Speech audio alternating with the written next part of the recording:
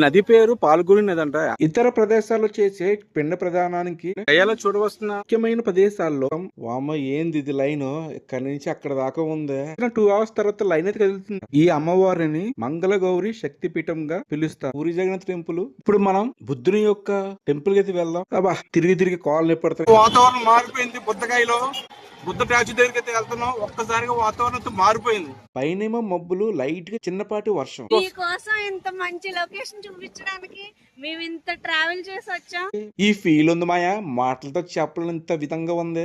వీళ్ళ మధ్యలో మా పేరెంట్స్ అయితే నుంచి స్లీపింగ్ బుద్ధ 100 అడుగుల స్టాచ్యూ పడుకున్నట్టు బిల్ల పెట్టారు చూసాం. Hi friends, welcome back to our channel. This is Mallesh Vihari. So friends, ఈ రోజు మనం అయితే గయాలతో ఉన్నాం. సో గయాలో మనకి పిండ ప్రదానం అన్నది చాలా ప్రత్యేకంగా చేస్తారన్నమాట. వారణాసి నుంచి గయాకి ఎలా రావాలి, ఏమేం ప్లేసెస్ చూడాలి, అన్ని కూడా మనం ఈ వీడియోలో కవర్ చేద్దాం. సో వీడియో మాత్రం పూర్తిగా చూడండి, ఎక్కడా కూడా స్కిప్ చేయొద్దు. కాశీ నుండి గయాకి రావడానికి మనకి 2 దారులు ఉన్నాయి. ఒకటైతే ట్రావెల్ బస్ లో రావచ్చు, లేదంటే ట్రైన్ లో రావచ్చు. సో మేమైతే ట్రైన్ లో అయితే వచ్చాం. ఇలా గయా రైల్వే స్టేషన్ చేరుకోగానే బయటకు వచ్చిన తర్వాత ఇలాగ బ్యాటరీ వెహికల్స్ అయితే ఉంటాయి. మనం బ్యాటర్ కుదిర్చుకొని ఏ ప్లేస్ కి వెళ్ళాలో ఏంటన్నది మనం అక్కడి నుంచి వెళ్ళొచ్చు. విష్ణుపాదం దగ్గరికి అయితే వెళ్దాం, ఎందుకంటే అక్కడికి పిండదానం చేస్తారు. సో ఆ కార్యక్రమం అయిపోయిన తర్వాత మిగతా టెంపుల్స్ అన్ని చూద్దాం. ఒకటి, రైల్వే స్టేషన్ దగ్గర ఉన్న ఆటోలు మాత్రం బేరం ఆడొద్దు, చాలా ఎక్కువ కాస్ట్ చెప్తారు. బయటకు వచ్చేసి అక్కడ షేరింగ్ ఆటోలు ఉంటాయి, అది తీసుకోవడం బెస్ట్. మాట్లాడి అప్పుడు మీరు ఆటో ఎక్కండి, అది బెస్ట్. లేదంటే బుక్ అయిపోతారు. ఇది గయా రైల్వే స్టేషన్. ఏదో రిపేర్ చేస్తున్నారు అనుకుంటా. ఎన్ని ఆటోలే చూస్తున్నారా స్టేషన్ ముందు ఎన్ని ఆటోస్ ఉన్నాయో లైన్ గా. ఇక్కడి నుంచి మనం ఆంధ్ర ఆశ్రమానికి గయాలో ఉన్న ఏ ప్లేసులు చూడాలి అన్నిటికి కూడా కలిపి ఇక్కడే బేరం ఆడుకోవాలి. మేము 6 మెంబర్స్ ఉన్నాం. సో మేము ఎక్కడైతే ఎక్కామో ఇక్కడి నుంచి ఆంధ్ర ఆశ్రమం అలాగే గయాలో ఉన్న టెంపుల్స్ అన్ని కూడా చూపించే విధంగా మాట్లాడుకున్నాం. సో మాకైతే 900 పడింది. వీళ్ళు చెప్పడం అయితే 1500 2000 చెప్తారు. మనం తగ్గించి మాట్లాడుకోవాలి. బెంగాలీ. సో ఇప్పుడు మనం వెళ్ళబోయేది బెంగాలీ ఆశ్రమం. ఇది ఒక ఆంధ్ర ఆశ్రమం. ఇది అక్కడికి వెళ్లి మనం ఫ్రెష్ అప్ అయ్యి ఆ తర్వాత పిండ ప్రదాన కార్యక్రమాన్ని చూద్దాం. రైల్వే స్టేషన్ నుంచి ఆశ్రమంకి వెళ్ళడానికి 5 కిలోమీటర్ల దూరం ఉంటుంది. అలాగే వారణాసి నుంచి 1 గంటకి ట్రైన్. ఈ గయాకి వచ్చేటప్పటికి టైం అయితే 6:30 అయింది. సో మేము ముందుగా రిజర్వేషన్ చేయించుకున్నాం కాబట్టి హ్యాపీగా వచ్చేసాం. సో ఫ్రెండ్స్, ఈ ట్రైన్ నెంబర్ మీకు కావాలి అనుకుంటే కింద కామెంట్ రూపంలో తెలియజేయండి. బెంగాలీ ఆంధ్ర ఆశ్రమం అంట. ఇక్కడ అయితే వచ్చాం. సో లోపలికి వెళ్ళి ఎలా ఉంది మొత్తం చూద్దాం. ఇదే బెంగాలీ ఆశ్రమం. సో ఇక్కడ పిండ ప్రదానం చేయించడానికి తెలుగు వాళ్ళు, తెలుగు పంతులు అయితే ఉంటారు. సో మనం లోపలికి వెళ్ళి ఇక్కడే ఫ్రెష్ అప్ అయ్యి ఆ తర్వాత విష్ణు పాదాల దగ్గరికి అయితే వెళ్దాం. ఒక రోజు ఇక్కడ స్టే చేయాలనుకుంటే ఇక్కడే రూమ్స్ అయ్యి ఉంటాయి. సో మేము రూమ్ అయితే తీసుకోలేదు, ఎందుకంటే ఇక్కడే ఫ్రెష్ అప్ అయ్యి పిండ ప్రదాన కార్యక్రమాలు చూసుకుని ఆ తర్వాత ఇక్కడికి వచ్చి ఇక్కడే భోజనం చేసి ఇక్కడి నుంచి మనం మిగతా టెంపుల్స్ కూడా చూసి ఆ తర్వాత గయా రైల్వే స్టేషన్ అయితే వెళ్ళిపోవాలి. ఎందుకంటే సాయంత్రం 7 గంటలకు ట్రైన్ ఉంది. సో మేము ఇక్కడ నుంచి కూడా రిజర్వేషన్ చేయించుకున్నాం కాశీకి. ఇక్కడే ఫుడ్ కూడా దొరుకుద్ది, కాకపోతే ఫ్రీగా పెట్టరు. 120 రూపీస్ చార్జ్ చేస్తారు పర్ పర్సన్ కి. ఫుల్ గా తినొచ్చు. వైజాగ్ నుంచి కాశీకి, కాశీ నుండి గయా, ఆ తర్వాత త్రివేణి సంగమం అంటే ప్రయాగరాజ్, ఆ తర్వాత అయోధ్య, ఇవన్నీ కూడా మేము ట్రైన్ లోనే రిజర్వేషన్ చేయించుకున్నాం. సో వీటి ఇన్ఫర్మేషన్ మొత్తం కూడా మీకు లాస్ట్ లో ఒక వీడియో చేసి పెడతాను, తప్పకుండా చూడండి. ఇక మేమందరం ఫ్రెష్ అప్ అయిపోయి పక్కనే చిన్న టిఫిన్ సెంటర్ ఉంది, అక్కడ టిఫిన్ చేసి ఆ విష్ణుపాదం దగ్గరికి అయితే వెళ్ళిపోదాం. ఇదే విష్ణుపాదం యొక్క ఆలయం పక్క వీధి. సో ఇలా స్ట్రైట్ గా పోతే మనకి పాల్గొని నది దగ్గరికి వెళ్ళొచ్చు. ఇలా వెళ్తూ మనం ఈ లోపల గయా క్షేత్రం యొక్క స్థల పురాణం కోసం కొంతవరకు తెలుసుకుందాం. పూర్వం గయాసురుడు అనే రాక్షస రాజు ఉండేవాడు. పేరుకి రాక్షసుడే గాని చాలా మంచివాడు. అతను శ్రీ మహావిష్ణువు యొక్క పరమ భక్తుడు. శ్రీ మహావిష్ణువు కోసం వేలాది సంవత్సరాలు తపస్సు చేసి ఆ మహాదేవుణ్ణి ప్రసన్నం చేసుకున్నాడు. విష్ణువుని ప్రసన్నం చేసుకున్న తర్వాత భూమండలంలోని అన్ని పరమ పవిత్రమైన తీర్థాలు కంటే తన శరీరం పరమ పవిత్రం కావాలని కోరుకుంటాడు. ఆ రాక్షసరాజు భక్తికి మెచ్చిన విష్ణువు భవిష్యత్తులో రాబోయే పరిణామాల గురించి ఆలోచించకుండా తన కోరికను నెరవేరుస్తాడు. దీంతో ఎంత పాపములు చేసిన వారైనా సరే గయాసురుని శరీరాన్ని తాకిన వెంటనే పుణ్యాత్ములుగా మారి మోక్షాన్ని పొందేవారు. దీంతో సృష్టి ధర్మంలోని మార్పులు తేడాలు రావడంతో దేవతలందరూ కూడా భయపడిపోయారు. మరోవైపు గయాసురుడు చేసిన లెక్కలేని యజ్ఞాల వల్ల స్వర్గాధిపతి ఇంద్ర పదవిని పొందాడు. దీంతో ఇంద్రుడు పోయిన తన పదవిని పదవిని పొందడానికి బ్రహ్మ గురించి ఘోరమైన తపస్సు చేశాడు. బ్రహ్మ కూడా సృష్టి ధర్మాన్ని సరిచేయాలని భావించి దేవతలందరితో చర్చించి ఒక ఉపాయం పొందుతాడు. దాని ప్రకారం బ్రహ్మ నేరుగా గయాసురుడి దగ్గరికి వెళ్లి తాను ఒక గొప్ప యాగాన్ని చెయ్యాలని, దానికి సంబంధించిన అనువైన ప్రదేశం భూలోకం లేదని చెప్తాడు. అంతేకాకుండా పరమ పవిత్రమైన నీ శరీరం అనువైందని పొగడతలతో ముంచెత్తాడు. దీంతో గయాసురుడు సాక్షాత్తు బ్రహ్మదేవుడే వచ్చి కోరాడని తన తలపై యజ్ఞాన్ని చేసుకోమని చెబుతాడు. ఇక్కడే బ్రహ్మదేవుడు ఒక మెలుకు పెడతాడు. ఒకవేళ నీ వల్ల మధ్యలో యాగం గనక నిలిచిపోతే గనక నువ్వు చనిపోతావని హెచ్చరిస్తాడు. అయినా యాగం చేసుకోమని చెబుతాడు. అయితే బ్రహ్మదేవుడు చేసిన యాగం వేడికి గయాసురుడు తట్టుకోలేకపోతాడు. శిరస్సు కదలకుండా ఉండడానికి దగ్గరలో ఉన్న అనేక పర్వతాలను తీసుకుని వచ్చి తలకు ఇటుపక్క అటుపక్క పెడతారు. అయినా సరే తల అటు ఇటు కదులుతూ ఉంటుంది. చివరికి బ్రహ్మదేవుడే మరచి శాపం వలన శిలారూపంలో ఉన్న ప్రతి వ్రత దేవతా వ్రతను తీసుకుని వచ్చి ఇక్కడ పెడతారు. అయినా సరే తల కదలడం మాత్రం ఆగదు. తన మరణం ఆసనమైంది అని భావించిన గయాసురుడు తాను ఎంతగానో కొలిచే విష్ణువే తనను సంహరించాలని కోరుతాడు. విష్ణువు తన కుడికాలను అతని వృక్షస్థలంపై ఉంచి మోక్షాన్ని ప్రసాదిస్తాడు. ఈ క్రమంలో గయుడు బ్రహ్మదేవుడు తన తలపై యజ్ఞం మొదలుపెట్టాడు. మీరేమో నా శరీరం పైన కాలు మోపారు. సో నా శరీరం నశించిన తర్వాత ఈ ప్రాంతం అంతా మహా పవిత్రంగా మారాలి అని వరం పొందాడు. సో అప్పటి నుంచే ఈ ప్రాంతం అంతా కూడా గయా కింద పిలవబడుతుంది. ఇదేనండి నాకు తెలిసిన కథ మీకు చెప్పాను. ప్రత్యేకించి పిండ ప్రదానం అంటే ఇక్కడ బాగా ఎక్కువ చేస్తారన్నమాట. కనిపిస్తుంది కదా నది, అదేమో పాల్గొనే నది. ఈ నది పేరు పాల్గొనే నది అంట. యాక్చువల్లీ కనిపిస్తుంది సార్ నీరు, వాటర్. ఇక్కడ స్టెప్స్ ఉన్నాయి కదా, ఇక్కడ వరకు కూడా ఫుల్ అయిపోద్ది. ప్రజెంట్ ఇప్పుడు అన్సీజన్ కాబట్టి మీకు వాటర్ లేదు, తక్కువ ఉంది. ఈ నది పేరు పాల్గొనే నది.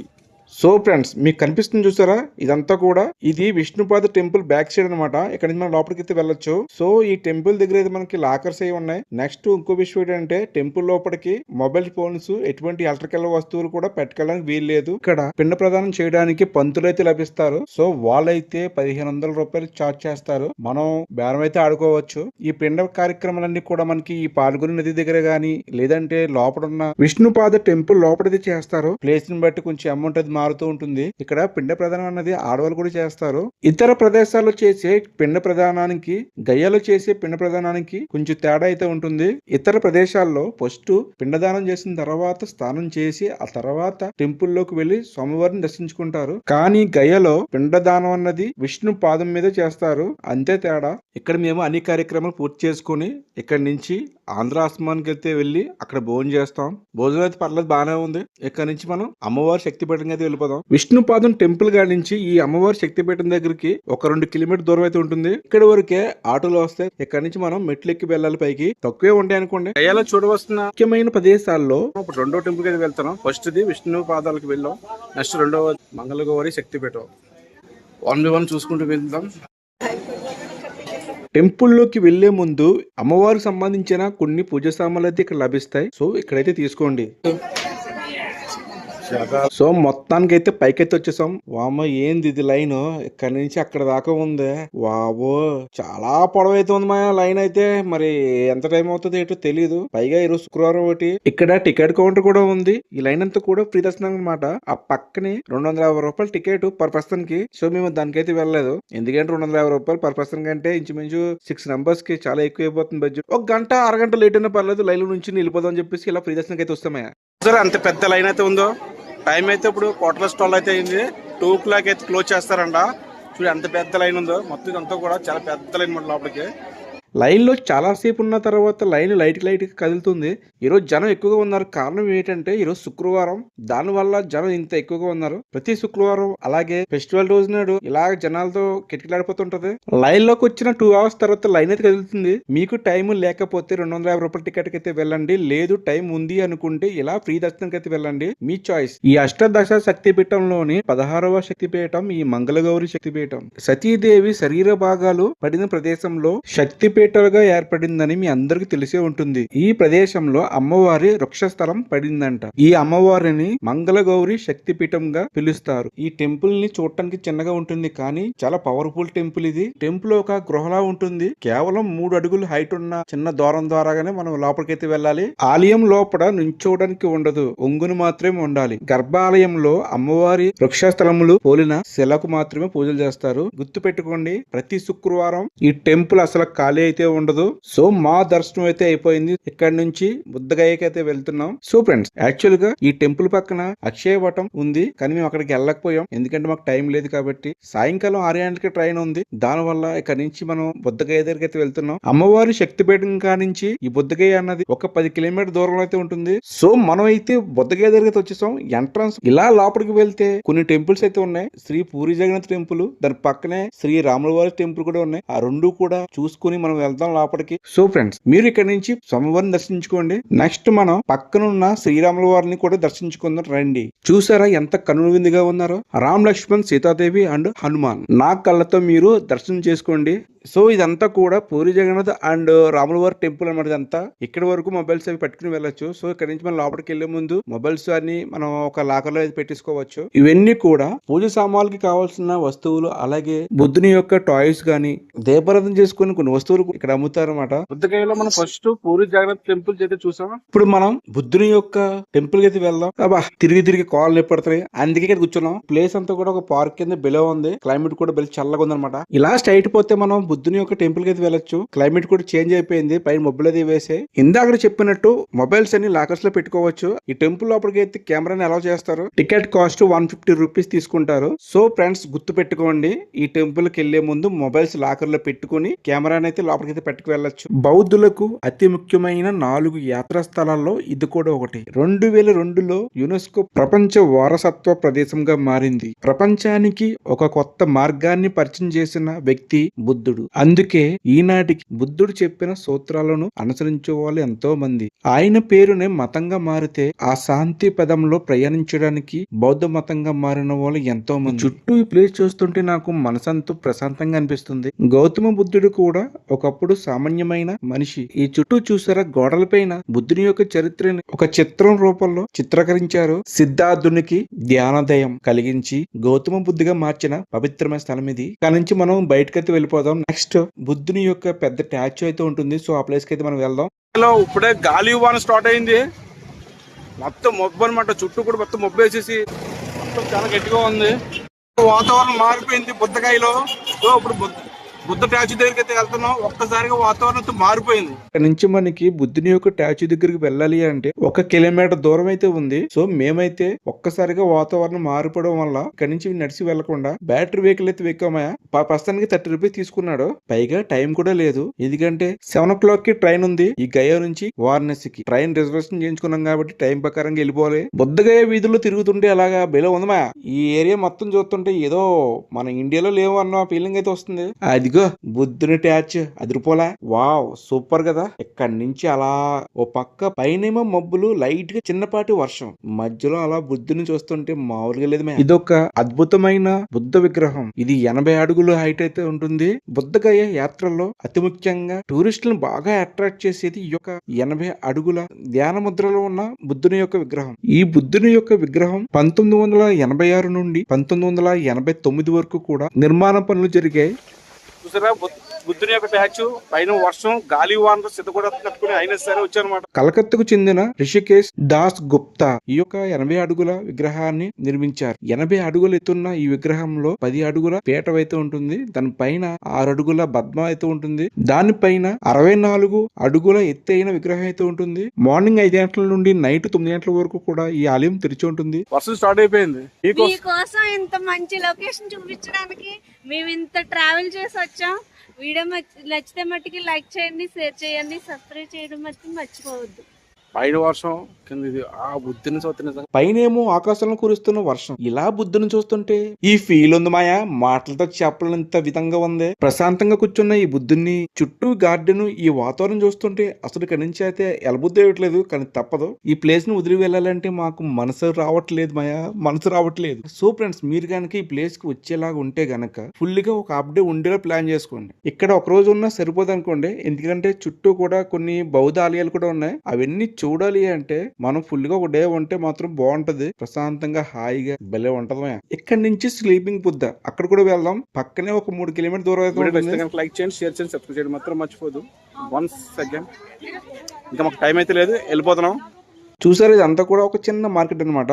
ఇక్కడ చూసారా, ఛార్జింగ్ ఫ్యాన్లు, ఇంట్లో షోకేస్ లో పెట్టుకోవడానికి బొమ్మలు మామూలుగా లేదు మయ్య. కాకపోతే ఇక్కడ బుద్ధుని సంబంధించిన కొన్ని వస్తువులు అయితే ఉన్నాయి, బెలో ఉన్నాయి. అలాగే లేడీస్ కావాల్సిన కొన్ని వస్తువులు అయితే ఉన్నాయి. స్లీపింగ్ బుద్ధ అటు చైనాలోను ఇటు బ్యాంకాక్ లోను చూసుంటారు. అలాగే మన ఇండియాలో గయాలో ఒక చిన్నపాటి పల్లెటూరులో ఈ స్లీపింగ్ బుద్ధని ఏర్పాటు చేశారు. సో మనం అక్కడికైతే వెళ్తున్నాం. నాతో పాటు మీరు కూడా వచ్చేయండి. ఇంకా వీడియో మాత్రం పూర్తిగా చూడండి, వీడియో చాలా బాగుంటది. చూసారా, ఇదంతా కూడా ఒక చిన్న పల్లెటూరు, చుట్టూ కూడా పొలాలు. పైన చూసారా బుద్ధుడు పడుకున్నట్టు పెట్టారు కదా, కిందేమో ఒక బుద్ధుని చిన్న ఆలయం ఉంటుంది. పైన మాత్రం బుద్ధుడు పడుకున్నట్టు ఒక ట్యాచ్ అయితే పెట్టారు. బుద్ధగయలోని ఇందాక చెప్పినట్టు ఇదొక బౌద్ధ ఆలయం. బౌద్ధం బాగా వ్యాపించిన Tibet, Japan, Malaysia, China, Korea అనేక దేశాల వారు నడుపుతున్నటువంటి మఠాలు, ఆశ్రమాలు, వారి సంస్కృతి సంప్రదాయాలు నిర్మాణానికి అద్దం పట్టే విధంగా ఇటువంటి ఆలయాలని మనం ఇక్కడ చూడొచ్చు.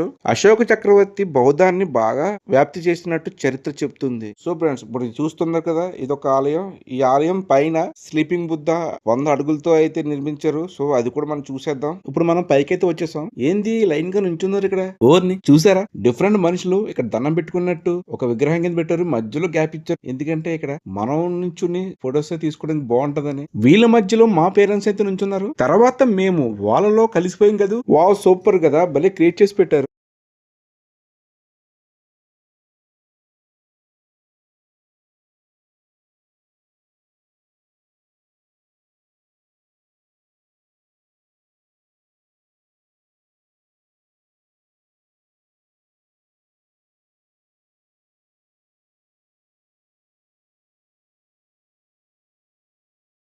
ఇక్కడ చూసారా, చుట్టూ చైనా రాజులు, మధ్యలో చూసారా మన చిన్న బాల బుద్ధుడు.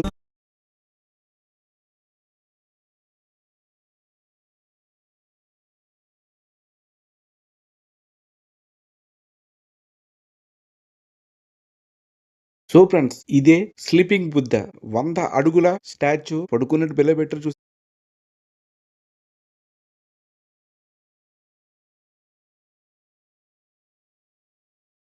ఆ చుట్టూ చూసారా, ఎన్ని కూడా పొలాలే. ఈ పొలాల మధ్యలో ఒక స్లీపింగ్ బుద్ధ పెట్టడం అంటే మామూలు విషయం కాదు. సూపర్. సో మనమైతే కనుంచి ఇంకా గయా రైల్వే స్టేషన్ అయితే వెళ్ళిపోదాం. సో ఫ్రెండ్స్, ఇంకా ఉంటా, మరిన్ని వీడియోస్ తో మళ్ళీ కలుద్దాం. అంతవరకు సెలవు.